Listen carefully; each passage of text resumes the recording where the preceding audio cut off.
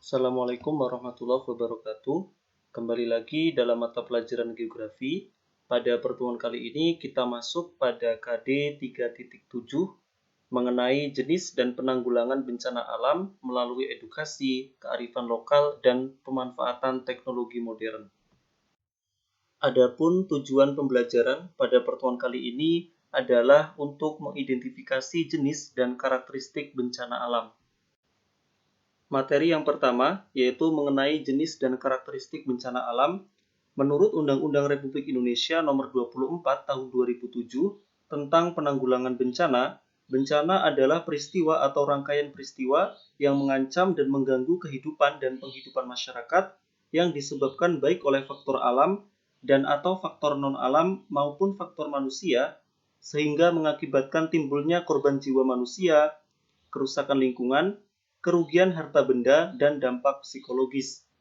Ada 3 jenis bencana. Ketiga jenis bencana itu adalah yang pertama yaitu bencana alam. Bencana alam adalah bencana yang diakibatkan oleh peristiwa atau serangkaian peristiwa yang disebabkan fenomena alam seperti gempa bumi, tsunami, gunung meletus, banjir, kekeringan, angin topan, tanah longsor, dan abrasi. Sedangkan yang kedua yaitu bencana non-alam adalah bencana yang diakibatkan peristiwa atau rangkaian peristiwa non-alam yang antara lain berupa kegagalan teknologi, kegagalan modernisasi, epidemi dan wabah penyakit, dan bencana sosial adalah bencana yang diakibatkan peristiwa atau serangkaian peristiwa yang disebabkan oleh manusia yang meliputi konflik sosial antar kelompok atau antar komunitas masyarakat dan teror. Selanjutnya, ada 3 jenis bencana alam. Ketiga jenis bencana alam itu adalah bencana alam geologis, klimatologis, dan ekstraterestrial. Yang pertama yaitu mengenai bencana alam geologis. Bencana alam geologis adalah bencana alam yang terjadi sebagai akibat dari proses tektonik bumi yang berpotensi merusak lingkungan alam dan dapat menyebabkan kehilangan nyawa, kerusakan harta benda, gangguan sosial dan ekonomi. Fenomena yang termasuk bencana alam geologis antara lain gempa bumi, tanah longsor, tsunami, dan gunung meletus. Yang akan kita bahas pertama yaitu mengenai gempa bumi. Gempa bumi adalah getaran bumi yang disebabkan peristiwa pelepasan energi karena pecahan dan gerakan batuan pada bagian dalam bumi atau kerak bumi secara tiba-tiba. Skala gempa dicatat dalam satuan skala Richter dan intensitasnya digambarkan oleh skala Mercalli. Ada 2 tipe gempa bumi yang umum, yaitu gempa tektonik dan gempa vulkanik. Gempa bumi vulkanik atau volcanic earthquake adalah gempa yang terjadi karena aktivitas gunung api. Gempa vulkanik memang kerap mendahului terjadinya erupsi gunung api. Sementara itu, gempa bumi tektonik atau tectonic earthquake adalah gempa yang terjadi karena proses tektonik, yakni pergeseran lapisan batuan dalam lapisan litosfer. Adapun menurut skala Richter, untuk kekuatan gempa, ini diklasifikasikan yang pertama yaitu gempa kurang dari 2,0, efek gempanya berupa gempa kecil yang tidak terasa. Skala 2,0 sampai 2,9 tidak terasa tetapi terekam oleh alat. 3,0 sampai 3,9 seringkali terasa tetapi jarang menimbulkan kerusakan. Jadi, untuk skala kurang dari 2,0 sampai 2,9 ini termasuk mikroseisme atau gempa yang hanya dapat dicatat oleh seismograf. Kemudian, skala 4,0 sampai 4,9 dapat diketahui dari bergetarnya perabot dalam ruangan, suara gaduh bergetar, kerusakan tidak terlalu signifikan. Skala 5,0 sampai 5,9 dapat menyebabkan kerusakan besar pada bangunan pada area yang kecil, umumnya kerusakan kecil pada bangunan yang didesain dengan baik. Skala 6,0 sampai 6,9 dapat merusak area hingga jarak sekitar 160 km. Skala 7,0 sampai 7,9 dapat menyebabkan kerusakan serius dalam area lebih luas. Skala 8,0 sampai 8,9 dapat menyebabkan kerusakan serius hingga dalam area ratusan mil. Skala 9,0 sampai 9,9 menghancurkan area ribuan mil. Skala 10,0 sampai 10,9 terasa dan dapat menghancurkan sebuah benua. Skala 11,0 sampai 11,9 dapat terasa di separuh sisi bumi. Biasanya hanya terjadi akibat tumbukan meteorit raksasa, biasanya disertai dengan gemuruh, contohnya tumbukan meteorit di Teluk Chesapeake. Skala 12,0 sampai 12,9 Bisa terasa di seluruh dunia, hanya terekam sekali saat tumbukan meteorit di semenanjung Yucatan 65 juta tahun yang lalu yang membentuk kawah Chicxulub. Dan skala lebih dari 13,0 skala Richter ini belum pernah terekam. Untuk menyatakan intensitas dari suatu gempa bumi, akan digunakan skala modifikasi intensitas Mercalli atau skala MMI ya, atau Mercalli Modification Intensity, di mana skala ini terbagi dari skala 1 sampai 12. Skala 1 ini tidak dirasakan, dengan gejala getaran tidak dirasakan kecuali dalam keadaan luar biasa oleh beberapa orang. Skala 2 termasuk lemah, getaran dirasakan oleh beberapa orang dan benda ringan yang digantung bergoyang. Skala 3 lemah, gerakan dirasakan nyata dalam rumah, terasa getaran seakan ada truk berlalu. Kemudian skala 4 ringan, pada siang hari dirasakan oleh orang banyak dalam rumah, di luar oleh beberapa orang, gerabah pecah, jendela atau pintu berderik, dan dinding berbunyi. Skala 5 sedang, getaran dirasakan oleh hampir semua penduduk, orang banyak terbangun, gerabah pecah, barang terpelanting, tiang dan barang besar tampak bergoyang, dan bandul lonceng dapat berhenti. Skala 6 kuat, getaran dirasakan oleh semua penduduk, kebanyakan semua orang terkejut dan lari keluar, plester dinding jatuh, dan cerobong asap pada pabrik rusak dan kerusakan yang ditimbulkan masih sebatas kerusakan ringan. Skala 7 sangat kuat, tiap orang keluar rumah, kerusakan ringan terjadi pada rumah dengan bangunan dan konstruksi yang baik, sedangkan bangunan yang konstruksinya kurang baik menjadi retak bahkan hancur, dan cerobong asap pecah. Gempa terasa oleh orang yang menaiki kendaraan. Skala 8 parah, kerusakan ringan terjadi pada bangunan dengan konstruksi yang kuat, retak terjadi pada bangunan dengan konstruksi kurang baik, dinding dapat lepas dari kerangka rumah, cerobong asap pabrik dan monumen roboh, dan air menjadi keruh. Skala 9 hebat, kerusakan terjadi pada bangunan yang kuat dan rangka rumah menjadi tidak lurus dan banyak retak, rumah tampak agak berpindah dari pondasinya, pipa dalam rumah pun putus. Kemudian skala 10 sampai 12 ini termasuk kategori ekstrim. Skala 10 ditandai dengan gejala bangunan dari kayu yang kuat rusak, kerangka rumah lepas dari pondasinya, tanah terbelah, rel melengkung, dan tanah longsor terjadi di tiap sungai dan di tanah yang curam. Skala 11, bangunan hanya sedikit yang tetap berdiri, jembatan rusak sehingga lembah terjadi, pipa dalam tanah tidak dapat dipakai sama sekali, tanah terbelah, dan rel sangat melengkung. Dan skala MMI 12 termasuk dalam kategori ekstrim, ditandai dengan gejala hancur sama sekali, gelombang tampak pada permukaan tanah, pemandangan menjadi gelap, dan benda terlempar ke udara. Berikut merupakan gambaran dari kejadian gempa bumi, mulai dari gempa tektonik, gempa vulkanik. Nah, selain dari kedua gempa yang umum kita temui, ada dua gempa bumi lainnya, yaitu gempa bumi buatan dan gempa bumi terban. Jadi dimaksud dengan gempa bumi buatan adalah akibat dari perbuatan manusia ya. Misalnya ledakan bom ya, kemudian peluncuran roket atau kilang minyak yang meledak dan yang lainnya. Lalu yang dimaksud dengan gempa bumi terban adalah diakibatkan oleh runtuhan. Jadi biasanya tanah-tanah yang memiliki rongga di dalamnya seperti daerah Kars itu lambat laun akan mengalami runtuhan, akan menimbulkan gempa terban. Bencana alam geologis selanjutnya yaitu tanah longsor. Tanah longsor adalah gerakan tanah atau massa batuan yang menuruni lereng atau tebing di bawah pengaruh gravitasi bumi. Ada beberapa jenis tanah longsor.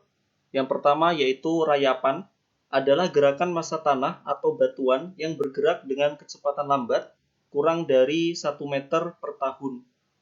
Kemudian luncuran adalah tanah longsor yang lebih sering terjadi pada lereng dengan kemiringan 20 derajat sampai 40 derajat. Lalu jatuhan adalah keadaan ketika sejumlah besar batuan atau materi lainnya bergerak ke bawah dengan cara jatuh. Dan aliran adalah keadaan ketika ada campuran tanah, batuan, dan air yang membentuk suatu cairan kental. Berikut merupakan gambaran dari beberapa macam tanah longsor. Yang nomor 1 itu ada longsoran translasi, ya, dicirikan dengan lereng asli yang mengalami pergerakan massa tanah. Kemudian yang kedua adalah longsoran rotasi, dicirikan dengan lereng asli, ya, dia mengalami tanah yang bergerak juga, gitu. Kemudian ada yang ketiga, pergerakan blok. Jadi posisi awal dari blok atau bagian itu tersambung dengan blok di atasnya, tapi kemudian dia memisah secara vertikal. Kemudian yang keempat, runtuhan batu. Jadi ada jatuhan batu yang posisi awalnya berada di atas bukit, ya. Ini mungkin karena pengaruh gelombang laut, jadi terjadi di daerah pesisir, ya. Kemudian yang kelima yaitu rayapan tanah. Ini diakibatkan oleh lipatan batuan dasar yang ada di bawah tanah. Kemudian nanti akan mengakibatkan sebagian jalan atau infrastruktur di sekitar tanah ini akan terlahap, ya, material dari longsoran. Lalu yang keenam ada aliran bahan rombakan. Material longsoran ini berasal dari lereng bagian atas, kemudian melanda alur dan meluas pada daerah yang landai. Selanjutnya yaitu tsunami. Tsunami adalah kata yang berasal dari bahasa Jepang yang diterjemahkan sebagai gelombang pelabuhan. Di laut terbuka, gelombang tsunami dapat mencapai kecepatan 800 km per jam. Tsunami terbentuk ketika sejumlah besar massa air terempas ke atas atau ke bawah karena gangguan impulsif dari dasar laut berupa gempa, letusan gunung berapi, tanah longsor, atau kejadian mendadak lainnya. Sebagian besar kejadian tsunami terjadi di wilayah Pasifik, sebuah wilayah yang dikelilingi oleh busur gunung berapi, rantai pegunungan, dan zona subduksi yang menjadi lingkaran api Pasifik. Berikut merupakan contoh dari tsunami yang pernah terjadi di Indonesia. Ini terjadi di Selat Sunda pada tahun 2018, ya, yang melanda kawasan pesisir di Provinsi Banten dan Provinsi Lampung. Daerah terdampak di Provinsi Lampung diantaranya di Kabupaten Lampung Selatan, Kota Bandar Lampung, Kabupaten Pesawaran, hingga Kabupaten Tanggamus. Dan bencana alam geologis yang terakhir, yaitu gunung meletus, adalah bagian dari aktivitas vulkanik yang dikenal dengan istilah erupsi. Bahaya letusan gunung api ini antara lain, yang pertama adalah lelehan lava, adalah cairan lava yang pekat dan panas. Cairan ini dapat merusak infrastruktur yang dilaluinya. Pada saat mengalami erupsi, suhu lava sekitar 800 derajat sampai 1200 derajat Celcius. Yang kedua, awan panas atau new ardente atau aliran piroklastik yang mengandung batuan pijar dan material vulkanik yang padat bersuhu tinggi. Yang ketiga, abu pasir vulkanik, yakni bahan material vulkanik jatuhan yang tersemburkan ke udara ketika letusan terjadi. Yang keempat, erupsi gas adalah pelepasan gas karbon dioksida dan sulfur dioksida dari dalam perut gunung berapi. Dan lahar adalah lumpur yang mengandung campuran lava dengan material muka bumi seperti tanah, batuan, pasir, dan air. Berikut merupakan gambaran dari bahaya bencana gunung meletus, ya. Ada lelehan lava, kemudian ada awan panas. Awan panas itu biasanya mengalir bergulung-gulung seperti awan dan dapat merusak lingkungan. Atau kalau masyarakat Indonesia menyebutnya wedus gembel, ya. Kemudian ada abu pasir vulkanik. Ini dapat berukuran seperti bongkahan batu dan dapat pula berukuran halus. Abu ini dapat merusak tanaman, meruntuhkan bangunan, dan meracuni aliran air. Lalu ada erupsi gas. Gas-gas ini dapat meracuni manusia dan hewan. Lalu terakhir ada lahar, ya. Lahar ini kadang disebut lahar dingin apabila dia tercampur oleh air hujan. Dia kemudian menimbulkan banjir di daerah lereng gunungnya. Materi selanjutnya yaitu mengenai bencana alam klimatologis, merupakan bencana alam yang disebabkan oleh perubahan cuaca. Fenomena yang termasuk bencana alam klimatologis antara lain banjir, banjir bandang, kekeringan, dan kebakaran hutan dan lahan yang merupakan ini, ya, bukan oleh manusia jadi bencana ini. Nah, yang pertama yaitu banjir. Banjir adalah luapan air dalam jumlah besar di luar batas normalnya, terutama di atas tanah yang biasanya kering. Ada banyak penyebab banjir, beberapa di antaranya curah hujan yang tinggi, salju yang meleleh, dan keruntuhan tanggul atau struktur pelindung lainnya. Tentu saja ada pengaruh aktivitas manusia, seperti pemanfaatan dataran banjir untuk permukiman dan industri, penggundulan hutan, dan membuang sampah sembarangan. Ada 3 jenis banjir.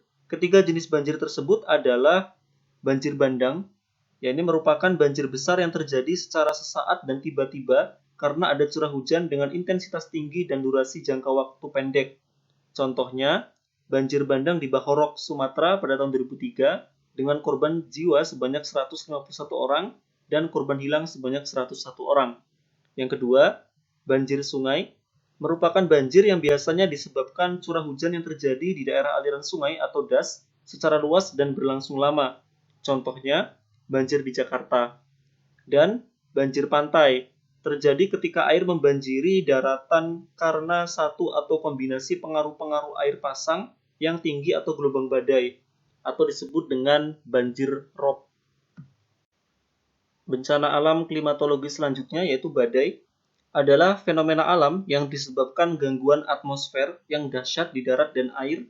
Ada beberapa jenis badai, diantaranya siklon tropis, yang adalah sistem angin pusaran yang biasanya terbentuk di lautan dengan radius rata-rata sekitar 150 hingga 200 km. Siklon tropis disebut badai tropis atau tipun atau topan apabila terbentuk di Samudra Pasifik Barat. Siklon tropis disebut siklon apabila terbentuk di sekitar India atau Australia.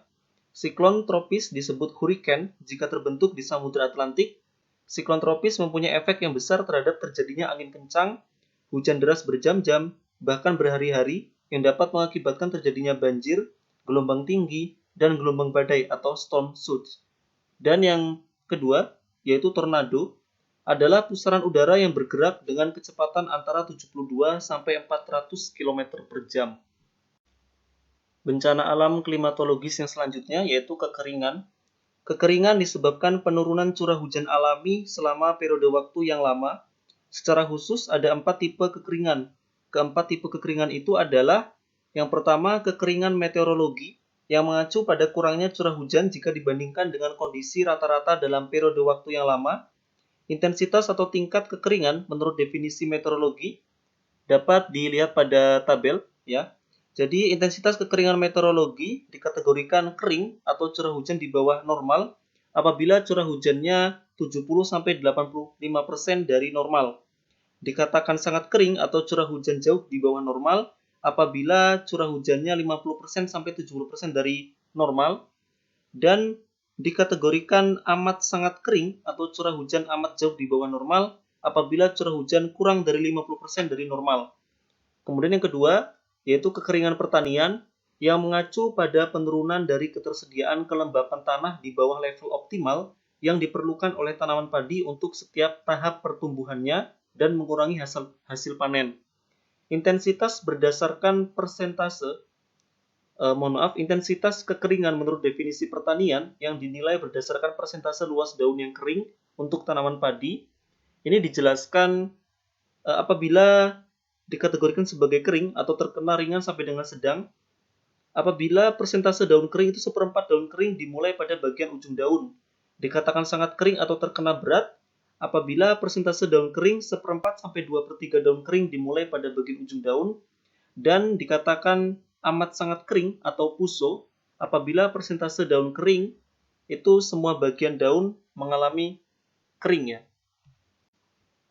Selanjutnya yaitu kekeringan hidrologi terjadi ketika ketersediaan air di permukaan dan bawah tanah menurun karena curah hujan berkurang. Intensitas kekeringan menurut definisi hidrologi ini dikategorikan kering apabila persentase daun kering mencapai periode ulang aliran periode 5 tahunan, dikategorikan sangat kering apabila persentase daun kering mencapai periode ulang aliran jauh di bawah periode 25 tahunan, dan dikatakan amat sangat kering apabila persentase daun kering mencapai periode ulang aliran amat jauh di bawah periode 50 tahunan. Dan kekeringan sosial ekonomi terjadi jika ada gangguan pada aktivitas manusia karena menurunnya curah hujan dan ketersediaan air.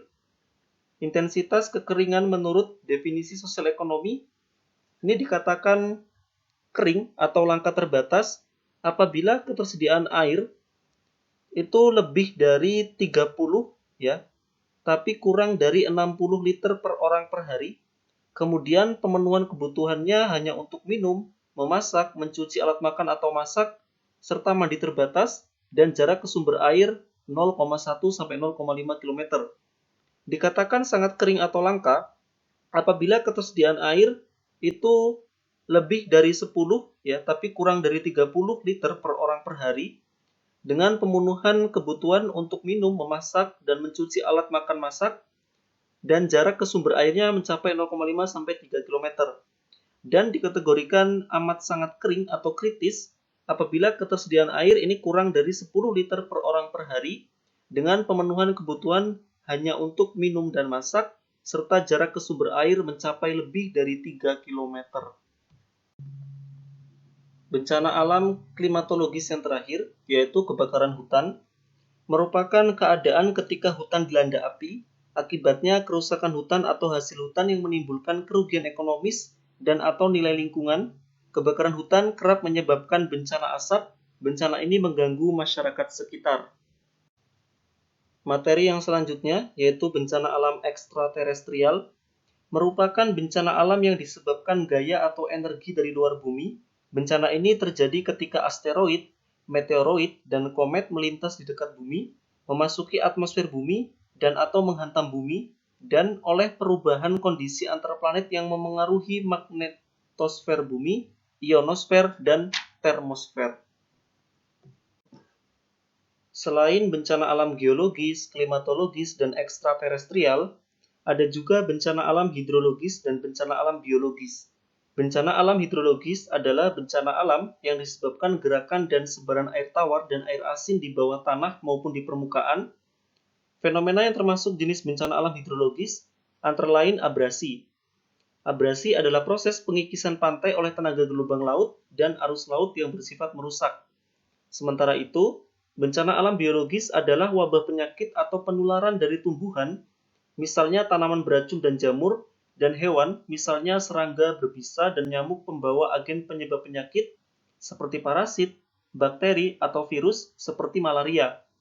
Pada tingkat epidemi atau pandemi, bencana biologis tingkat epidemi memengaruhi banyak orang di dalam komunitas atau wilayah tertentu.